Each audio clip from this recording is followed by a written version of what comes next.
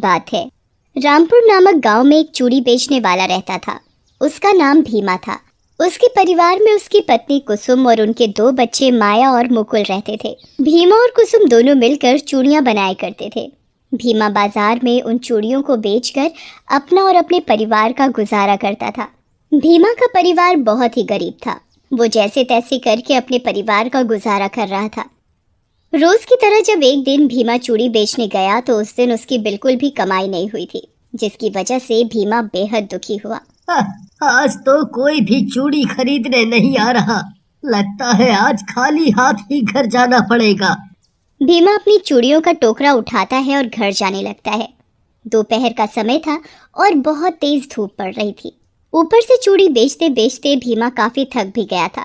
भीमा से इतनी धूप में बिल्कुल चला नहीं जा रहा था, तो उसने सोचा क्यों न थोड़ी देर आराम कर लिया जाए। आज तो मैं बहुत ही थक गया हूँ और ऊपर से इतनी तेज धूप मुझसे बर्दाश्त ही नहीं हो रही। तभी भीमा को एक अच्छा खासा घना पेड़ दिखता है। अरे वाह, कितना बड़ा पेड़ है। चलो थोड़ी देर इसी पेड़ के नीचे आराम कर लेता हूँ। भीमा अपनी चूड़ियों की टोकरी पेड़ के नीचे रख देता है और खुद भी वहीं उस टोकरी के पास लेट जाता है। जिस पेड़ के नीचे भीमा आराम कर रहा होता है वहाँ एक पीपल का पेड़ होता है। जिस पीपल के पेड़ पर एक चुड़ैल रहती थी। वो चुड़ैल बेहद डरावनी और भयानक थी। भीमा लेटे लेटे बस ऊपर देखता रहता है। आज तो मेरी बिल्कुल भी कमाई नहीं हुई। मैं घर जाकर कुसुम को पैसे कहाँ से दूंगा? वो तो बहुत नाराज होगी, पर मैं भी क्या करूं? अभी कोई त्योहार भी तो नहीं आ रहा जो औरतें चूड़ियां खरीदने आए। अब तो जब तक कोई त्योहार नहीं आता तब तक ऐसे ही रहने वाला है। समझ नहीं आ रहा मैं घर का खर्च कैसे चलाऊंगा। भीमा के मन में बस यही सब बातें चल रही होती हैं और तभी वहाँ ठंडी ठंडी हवा चलने लगती है। भीमा की आंख कब लग जाती है उसे पता ही नहीं चलता और वो गहरी नींद में सो जाता है। पीपल के पेड़ पर बैठी हुई चुड़ैल भीमा की सारी बातें सुन रही होती है। वो भीमा को बड़े प्यार से देख रही होती है और उसे भीमा पर बहुत दया आती है।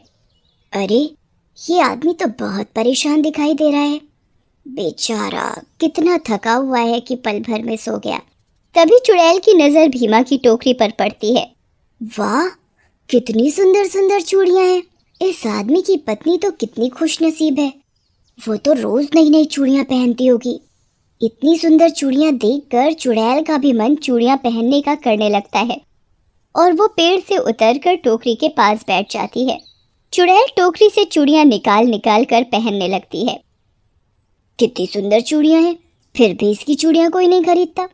अजीब बात है, कितनी सुंदर सुंदर रंग है। अरे, ये लाल वाली चूड़ियां तो बहुत ही सुंदर है और ये नीली, ये तो इससे भी ज्यादा सुंदर। समझ ही नहीं आ रहा कि कौन सी सबसे सुंदर है। क्यों ना मैं एक काम करूं, मैं इस आदमी के साथ इसके घर ही चली जाती हूँ। मैं अपने जादू से इससे भी सुंदर सुंदर चूड़ियां बना दूंगी कि कोई भी लिए बिना नहीं रह पाएगा और फिर मुझे रोज अलग अलग और सुंदर सुंदर चूड़ियां पहनने को मिल जाएंगी। चुड़ैल वहीं पेड़ के पीछे जाकर छुप जाती है और भीमा के उठने का इंतजार करती है। थोड़ी ही देर बाद अचानक भीमा की आंख खुलती है। लगता है मैं ज्यादा ही देर सो गया। इतनी ठंडी ठंडी प्यारी प्यारी हवा चल रही थी, इस समय का पता ही नहीं चला। अब जल्दी से घर चलता हूँ। शाम भी हो चुकी है और थोड़ी ही देर में अंधेरा भी हो जाएगा। भीमा अपना टोकरा उठाता है और घर की ओर चलने लगता है। चुड़ैल भी चुपके चुपके भीमा के पीछे चलने लगती है और भीमा के साथ उसके घर पहुंच जाती है। भीमा घर पहुंचकर अपनी पत्नी कुसुम को आवाज देता है। कुसुम, ओ कुसुम, कहाँ हो? हाँ, अभी आई। ये लो कुसुम, आज की कमाई के पैसे। चूड़ियां बेचकर आज मेरी ज्यादा कमाई नहीं हुई। जो कमाई हुई है उसके पैसे रख लो। ये क्या, आज इतने कम पैसे लाए हो? क्या करूं, आज कोई चूड़ी लेने ही नहीं आया। ऐसे तो बड़ी परेशानी हो जाएगी। माया और मुकुल की स्कूल फीस भी देनी है, घर का राशन भी नहीं है। कैसे होगा सब? पता नहीं भगवान हमारे साथ कैसे कैसे खेल खिला रहा है। अब तो हमारा भगवान ही मालिक है। तुम चिंता ना करो, मैं और ज्यादा सुंदर सुंदर चूड़ियां बनाऊंगा जिससे ज्यादा कमाई हो सके।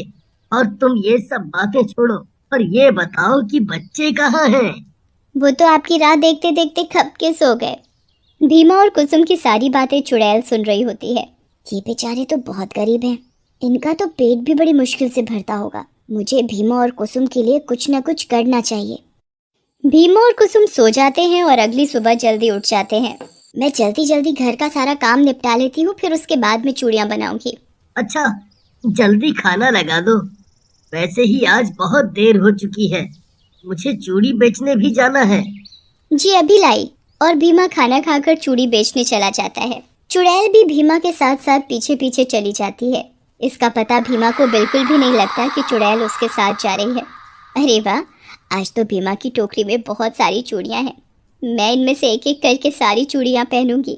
भीमा बाजार पहुंचता है और आवाज देने लगता है। चुड़ैल भी वहीं टोकरे के पास बैठ जाती है। चूड़ियां ले लो, हरी नीली पीली सुंदर सुंदर चूड़ियां ले लो, रंग बिरंगी प्यारी प्यारी चूड़ियां ले लो। चूड़ी वाली, चूड़ी वाली। भैया, अरे ओ चूड़ी वाले भैया, जरा इधर तो आना। मुझे चूड़ियां लेनी है। दिखाना तो कैसी कैसी चूड़ियां हैं। अभी आया बहन जी।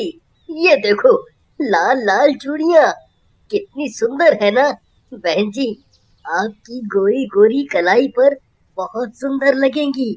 बताओ कितने दर्जन दे दूं? अरे नहीं भैया, मुझे ये हरी वाली चूड़ियां तो दिखाना। अभी दिखाता हूँ बहन जी। ये देखो, हरी हरी हरियाली चूड़ियां है ना सुंदर? हाँ ठीक है, पर ज्यादा सुंदर नहीं है। और भी सुंदर सुंदर चूड़ियां हैं। आप ये नीली वाली ले लो। आपकी गोरे गोरे हाथों में बहुत ही सुंदर लगेंगी। नहीं नहीं, मुझे ये हरी वाली दे दो। भैया आप ना थोड़ी और अच्छी चूड़ियां लाया करो जो देखते ही पसंद आ जाए। जी बहन जी। अच्छा, ये लीजिए आपकी चूड़ियां। कितने पैसे हुए? जी, 50 रुपए। औरत भीमा को पैसे देती है। मैं अच्छी अच्छी चूड़ियां कैसे बनाऊं? सब लोग डिजाइन वाली चूड़ियां मांगने लगे हैं। अच्छा, तो अब सबको और सुंदर चूड़ियां चाहिए। चूड़ी वाले, चूड़ियां ले लो, सुंदर सुंदर चूड़ियां ले लो, रंग बिरंगी प्यारी प्यारी चूड़ियां ले लो।